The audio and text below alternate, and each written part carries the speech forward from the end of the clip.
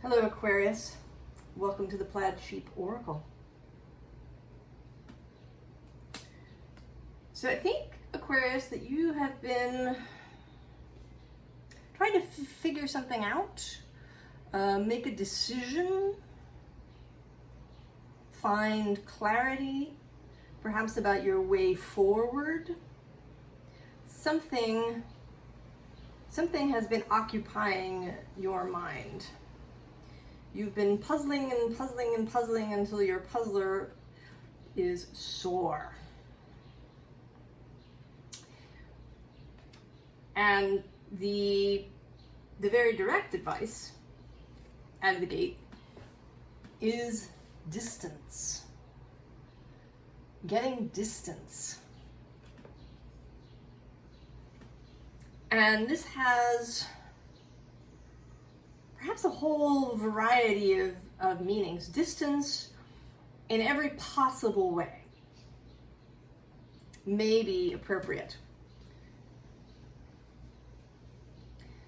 So distance in the sense of not thinking about it so much. Distance in the sense of looking at it from a higher vantage point. Looking from outside. And the cards that came out with it, I couldn't quite decide between the cards. First it was one and then the other that wanted to come out, and they were, so I took them both.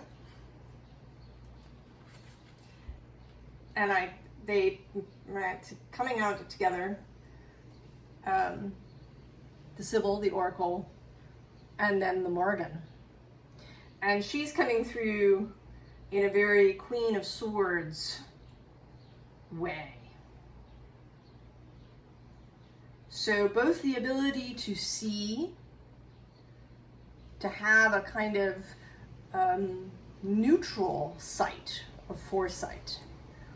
The Sybils, the Pythias, they didn't judge their messages. You showed up at the temple, you got given your message, and for the Oracle, it was neutral. She didn't have any skin in the game. So she was able to simply deliver whatever the message was without, editing or judging. And then the Morrigan is kind of the judge, but not in a moral sense so much as in a personal sense. What is right for you at this time?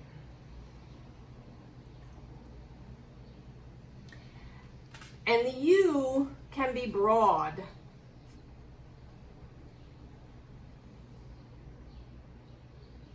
It is you yourself, but it may also include the other yous that are attached, that are part of your circle.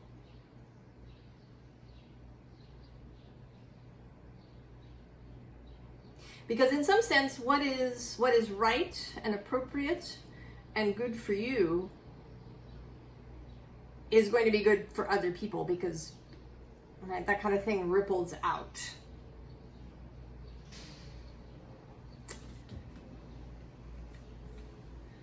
We have wealth. And under wealth is worry. And actually at the bottom of the deck has been sort of significant all around in this reading. I always look at the bottom of the deck, but I don't always share it. And most of the time it's sort of a confirmation or an elaboration, but sometimes it really wants to speak. And this time the bottom is another 10, the 10 of Cups, satiety.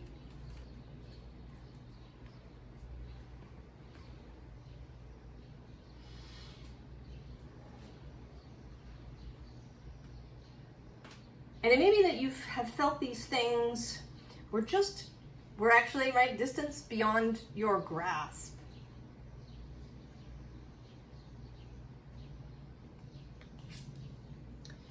We have the Empress, but I don't think you were feeling particularly like Empress-like. And this Empress actually,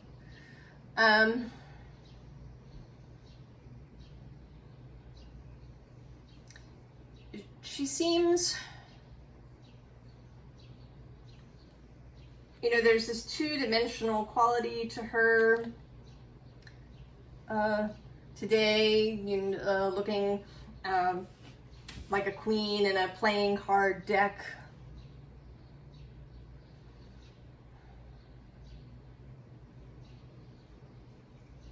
There's something sort of unreal or unsatisfying about her. It could be, actually, that you have what others might objectively call wealth and power and success, but it is not satisfying. You are not sated. You feel flat.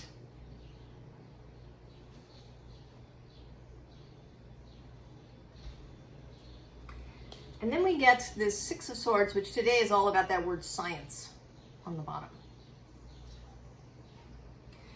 And the practice of science in its most basic form is to observe as impartially and neutrally as possible.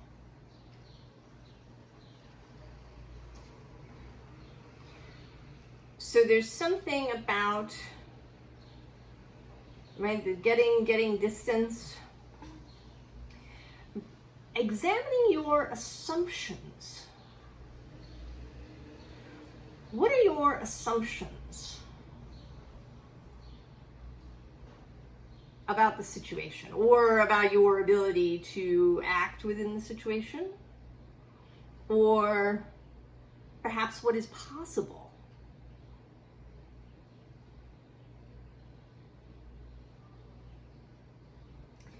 And then there's this Queen of Cups and this Happiness card. And this, I think, is the aim, the hope, the desire to feel emotionally satisfied. That Satiety card is the Ten of Cups, not the Ten of Discs.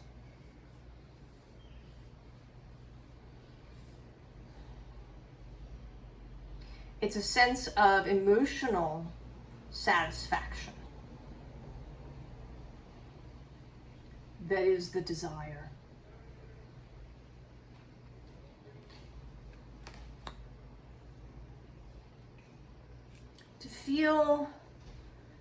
To feel connected. You know, she's an interesting card, this Queen of Cups. She's got this little face. I don't know if you can even see it on the camera there. It's a moon face. It's reflected down here in the water.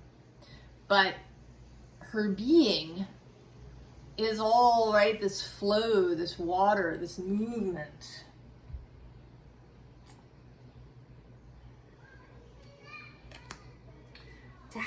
To feel that way, to feel in flow, to feel flexible, to feel open.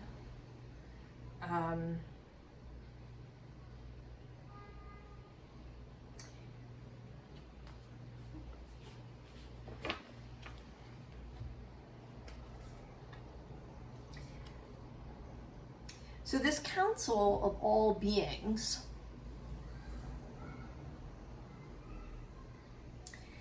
is your fellowship.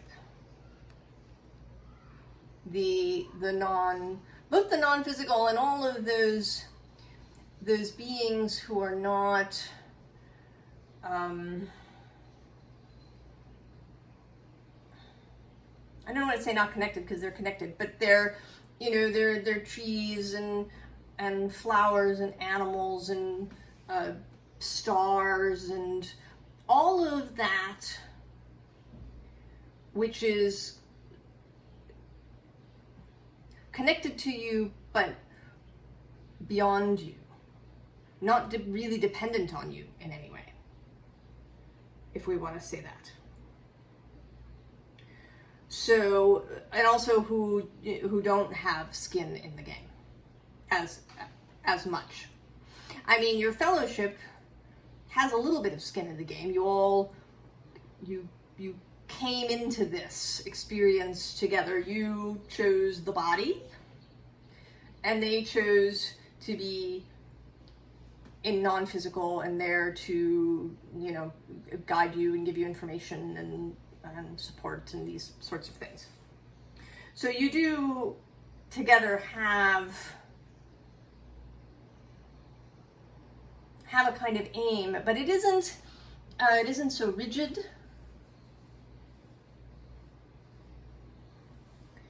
And it isn't dependent in the same way as, you know, say your children are. So the view of your fellowship will be much more objective. And then also this wisdom keeper on the bottom.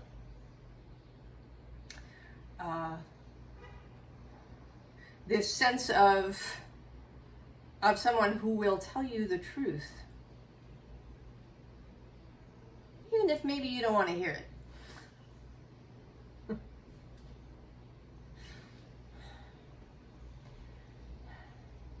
Right? Isn't that sometimes annoying when you go to somebody and they really tell you the truth as they see it, and it's just not what you wanted to hear?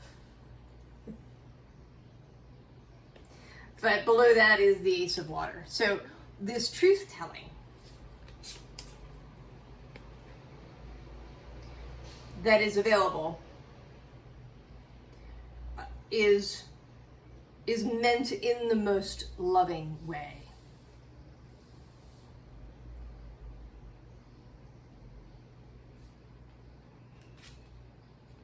And then we have this particular world card. Getting distance, walking away. And in this case, getting distance from perhaps any drama that's going on. It may be getting distance from what's happening in the world, because there certainly is a lot of stuff happening in the world. I imagine that that's true. If you're watching when I record this, the end of July of 2023, and 5 years from now, there's probably still a lot going on in the world. Particularly, there's this burning, which is actually relevant to the current moment. There are many acres of wild fire happening in Canada. The smoke is spreading, not just southward, but across the oceans as well. There can be a metaphorical sense of burning, you know, the world is burning.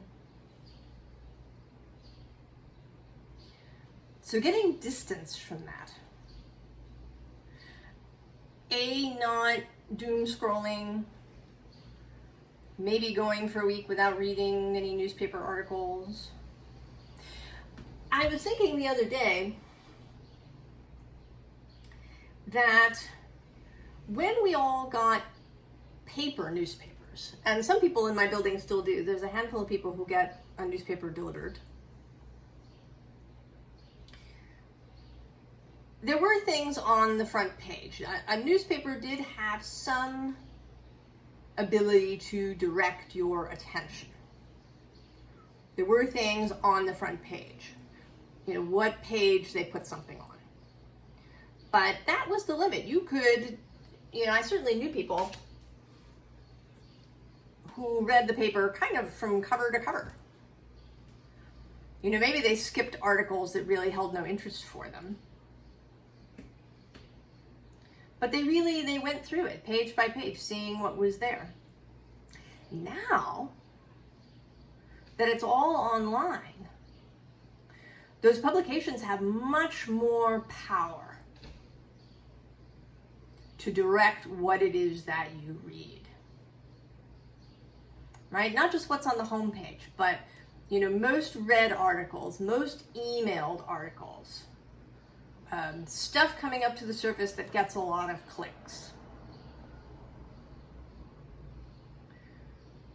So your ability for impartiality, kind of to choose for yourself, has become more difficult. You kind of have to, it's a trickier process, you know, to click the link for each section and go through all the articles. It's a more difficult process. And our time has diminished because we're paying attention to many other things.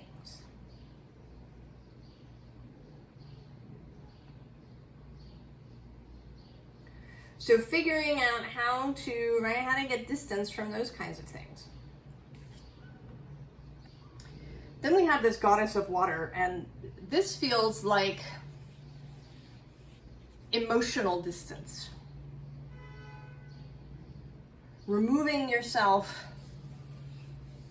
giving yourself, you know, a good sort of emotional boundary. Your own personal amniotic fluid.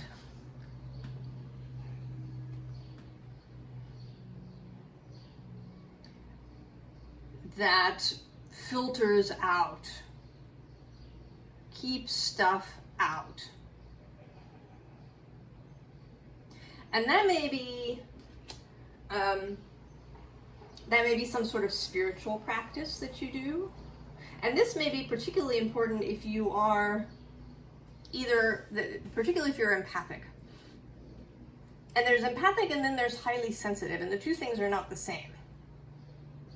So an empath, at least as far as I'm concerned, feels other people's feelings as if they were their own.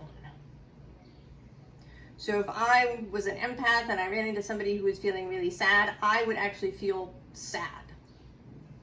I would feel that sadness within me, as if it were my own sadness. And so the challenge there is to separate what is actually mine and what is somebody else's. Or you can be a highly sensitive person, which I am. I am not an empath.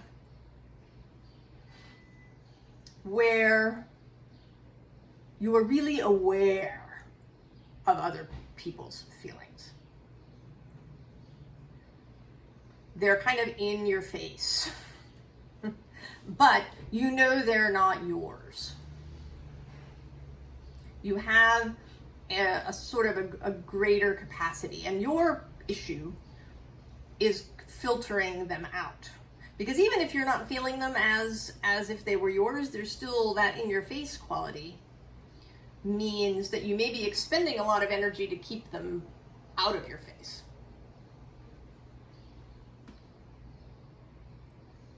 So both kinds of people can use up a lot of energy just holding stuff back, or, you know, filtering out, or you know, trying to determine what is yours and what is not.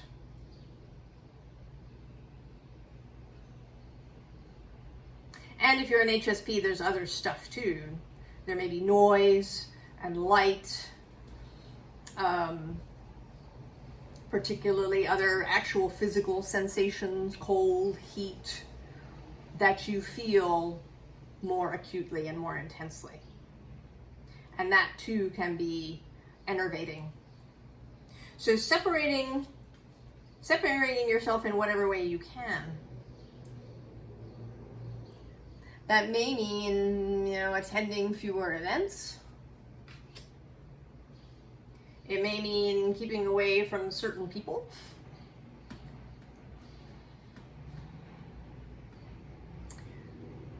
Whatever that is for you.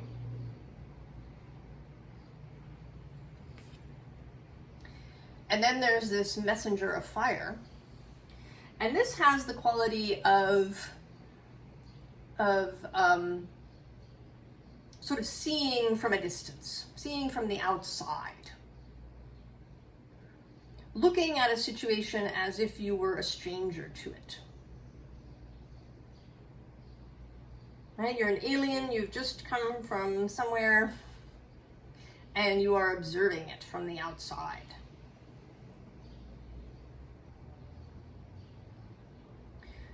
Doing your best to find the assumptions that you're making. You know, is X or Y really true? Or, you know, am I just assuming that? Either because of past experience or because I think that that's how things work.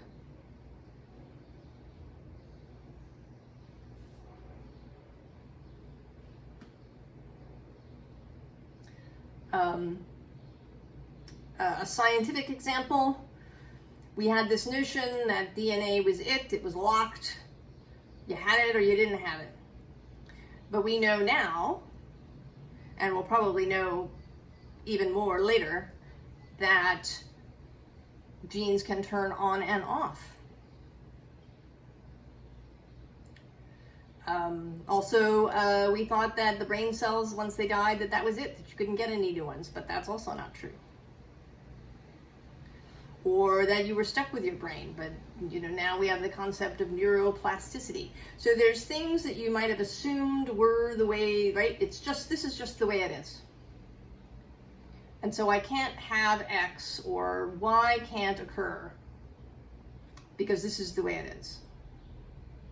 Are you sure? You might want to use Byron Katie's The Work, which has you ask a series of questions. You know, is it true? Are you sure it's true?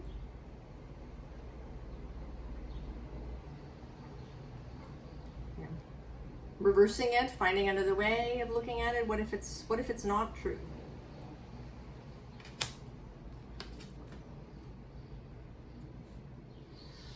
And then there's this Ten of Air, which has this murmuration, where starlings all fly in these giant groups together. And so this is definitively asking you to leave the group. Leave the group.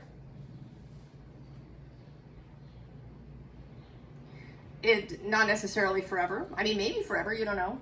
It could be that you leave a group and you never go back. I don't know.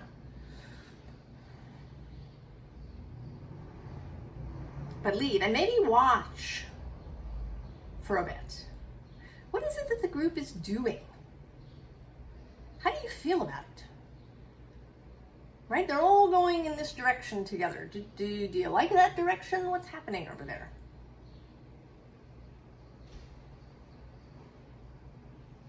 What is this group that you have really tightly associated yourself with? And Aquarius is about communities, about groups of people, particularly societally. You know, organizations, political parties, clubs, sports teams, universities, jobs, towns, homeowners associations, all these kinds of official, really official groups of people that are together often because of some ideology or because there's safety in numbers or because there's some, you know, border delineation, right? People in your country, perhaps. Getting distance from that. And these are all the different examples. You may not have to do all of these things. I think it's going to depend on what this is your, you know, if it's just a particular thing, maybe it's like something at work that's making you crazy. Then the distance may just be from, you know, from the company. How does the company view things? Right? We like to talk about company culture. I worked someplace that was very rooted in its traditions. This is how we've always done it. Had to be dragged, it seemed like, into trying something different. So perhaps getting distance from that. How does it work? How does it not work? What, is there a way through that I haven't seen before? But it could be much more broad as well. It could be that you're talking about your whole life. How you live your whole life. Maybe you've really been living your life attached to all of these things that you now have to get distance from. And what's the reward? Yeah. Nine of Pentacles. Look at that. It's gorgeous. The ability to direct your own life, particularly your physical life, in this card. I mean, we had this Nine of Cups up here as a wish, the ability to direct your emotional life. And now we have the ability to direct your personal life. And underneath it is this Ten of Materials, which is a way combining these two things. The ability to participate in a group, but that comes through the 9. You get to the 10 through the 9. The ability to stand on your own and to walk away when that is appropriate.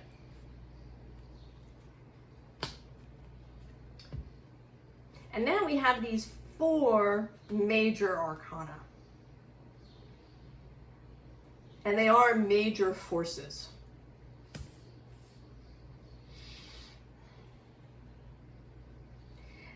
And I think this is asking you to really think about how your cosmology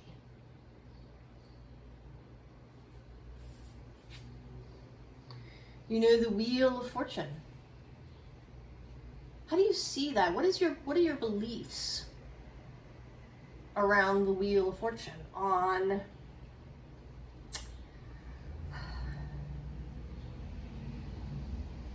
do you believe you have any control or you don't have any control? Is it entirely random?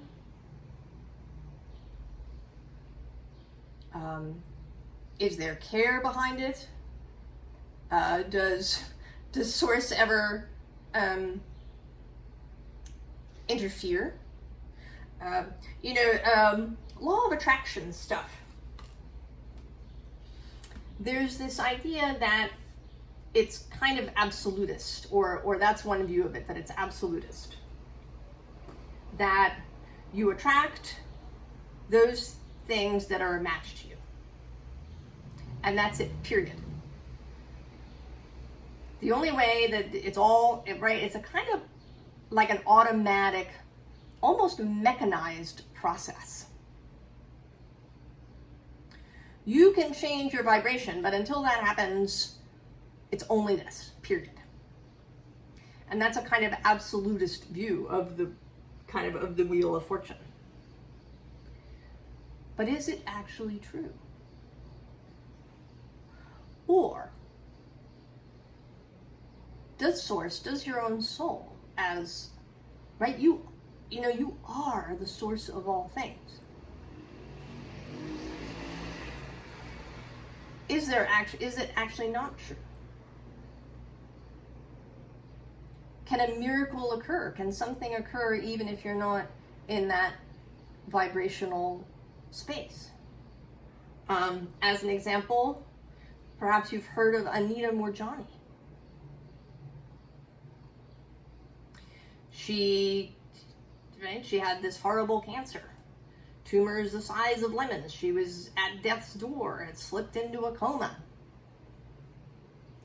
And then she had this near-death experience.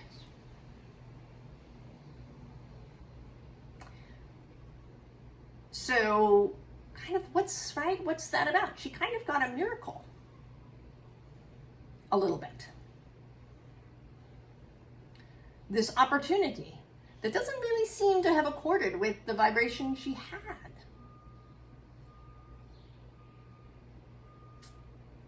Was it just about the coma? That doesn't really, right? I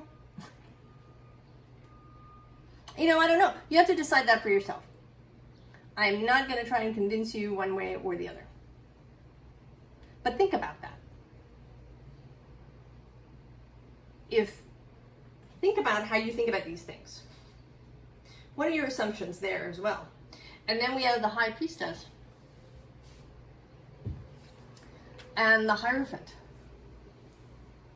What do you believe about that?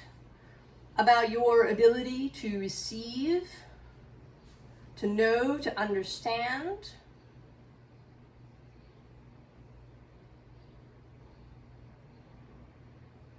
And also your ability to excel, to transcend. You know, if it seems too big, like, why, I'm not that important. Why should this happen for me? Why not you? Why shouldn't it?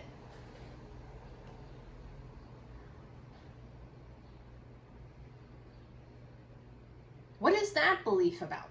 That it can't happen for you? That you couldn't be the High Priestess or the Hierophant? That you could not step into these cards?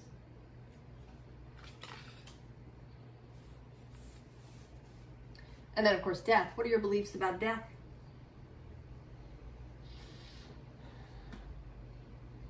About death and rebirth and how it works? As an example, in this case there's this moth happening here, but moths, butterflies. So I actually had the experience of watching a caterpillar's process. So I bought some rue at the farmer's market, and there was a swallowtail had laid her egg. And since I kept it out of the refrigerator in a jar of water, the egg hatched and the caterpillar grew, and it went through several moltings. And then, where it was very small and it was a big bunch of rue. And then it suddenly was visible and there was this caterpillar. And I decided to keep it. I named it Birdie. And watched this caterpillar do the process. And I did some searching on the interwebs, and I discovered, for one thing, that butterfly caterpillars don't make a cocoon. Moths do that. But butterflies actually become the cocoon.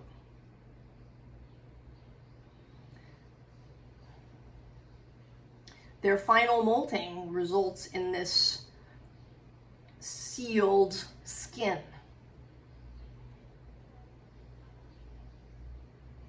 And then the change occurs within that. And then there's this idea that butterflies have to break out of the cocoon so that their wings will be strong enough. If you help a butterfly get out of the cocoon, its wings won't be strong enough.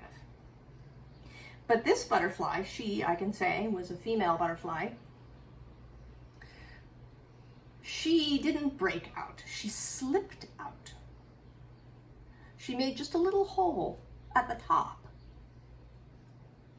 And she slipped out. The cocoon is entirely intact except for that little hole. And her wings were just fine. She was strong enough to fly. And I released her.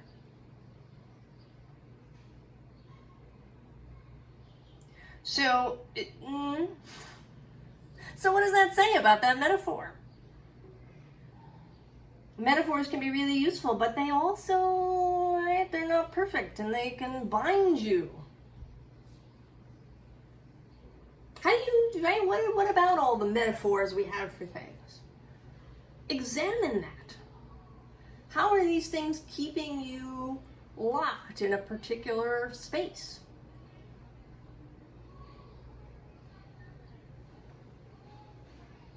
You know, this whole reading is about transcending all of this stuff. And it seems counterintuitive a little bit because as Source, we created this physical world so that we could have these experiences. We needed a planet that we could stand on, kind of regular cycles. We couldn't have the experience that we're having if everything was chaotic and changing all the time, and you know, your chair would turn into a ball when you weren't looking, and right? Some Saturn structure is necessary for this experience to happen.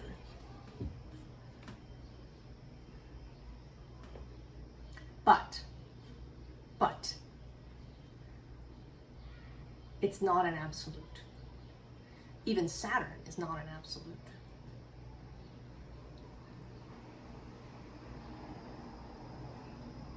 As a planet, he has some peculiar qualities. Maybe I'll try and find the video about Saturn and stick it in the comments or in the description.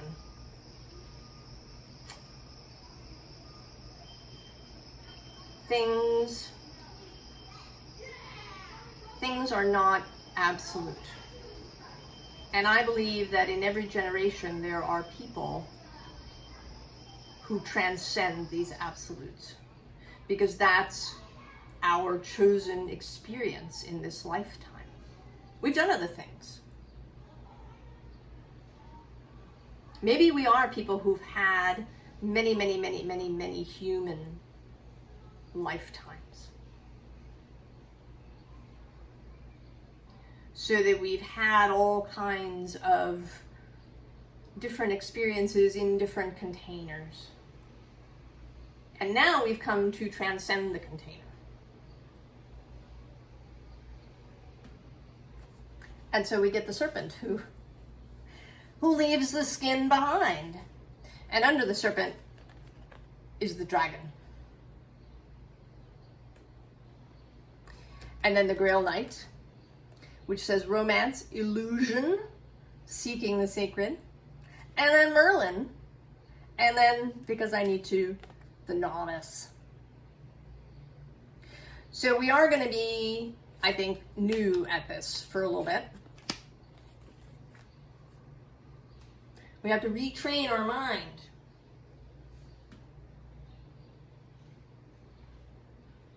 From where it's been. And we have to be willing to take risks. The risk of believing that something is so before we see it. Oh, it's so challenging. Especially for the intellectual types who may have excelled in our materialist school system-y way.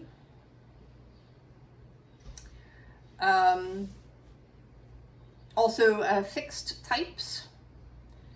Aquarius is a fixed energy. But actually, right now that I'm talking about it, I'm going to say, is that true? Communication. Oh, so important. With ourself, with our heart, with our body, with our fellowship, with ourselves as the source of all things, with creation in its entirety. Keeping the lines of communication open with those things that are really ours. With the self, with all of the aspects of self.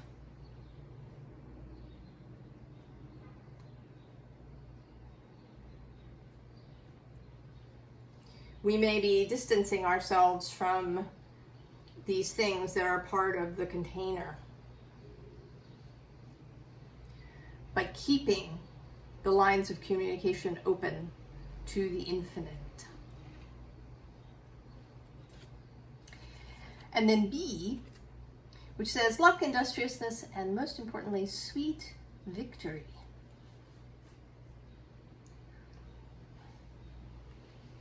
Also, I think of bees as being very multidimensional beings. I think there is so much more to bees than meets the eye. And at the bottom of this deck, we have love.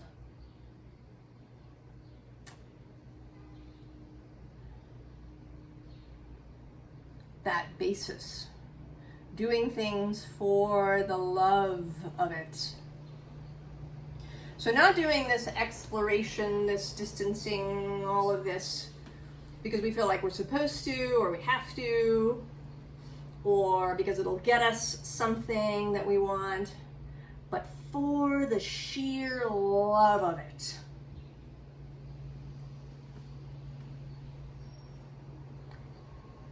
Advice.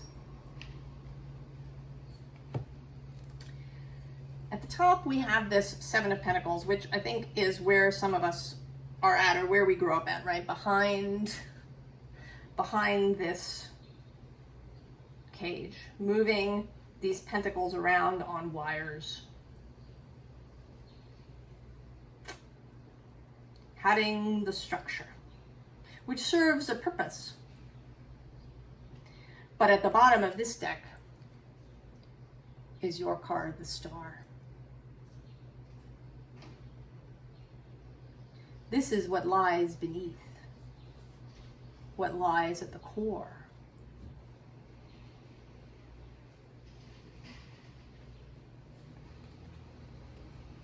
I'll leave that right there. Hopefully. Then there's this Knight of Swords. Pulling the sword out.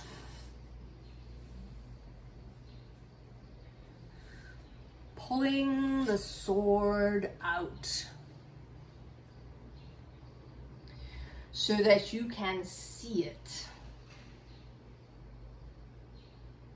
We have all these internal mental structures and beliefs, some of which are hidden, right? The subconscious, the unconscious. Pull it out and look at it.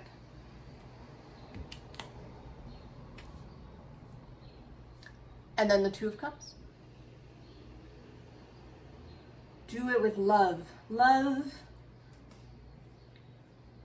and compassion for yourself. Right? It's not going to be a perfect thing. There may be false starts. You may need to get this distance repeatedly. You know, periodically walking away. What am I not seeing? What am I assuming? Don't criticize yourself. Don't make demands that you have to be perfect now. Why can't you just do it now? Love, compassion, and kindness for yourself. And for others who may not be here to transcend these things. That's not your call. You don't get to decide for other people how they live their lives. You can offer counsel if people ask for it. Give advice. Teach when someone comes to you. But you can't make those choices for others. And then justice. Clarity. And in this particular justice card, who is here very much death, with the scythe there, deciding what stays and what goes.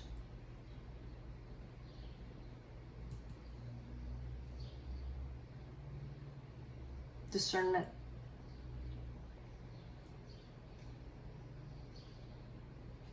So, Aquarius,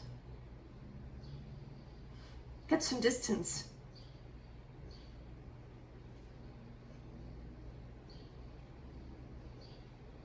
Get some distance.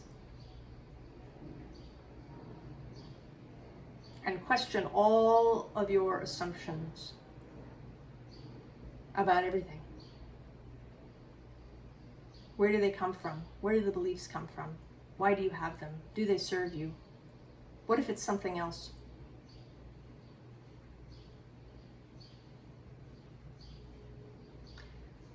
I wish you a joyous and gorgeous, love-filled process.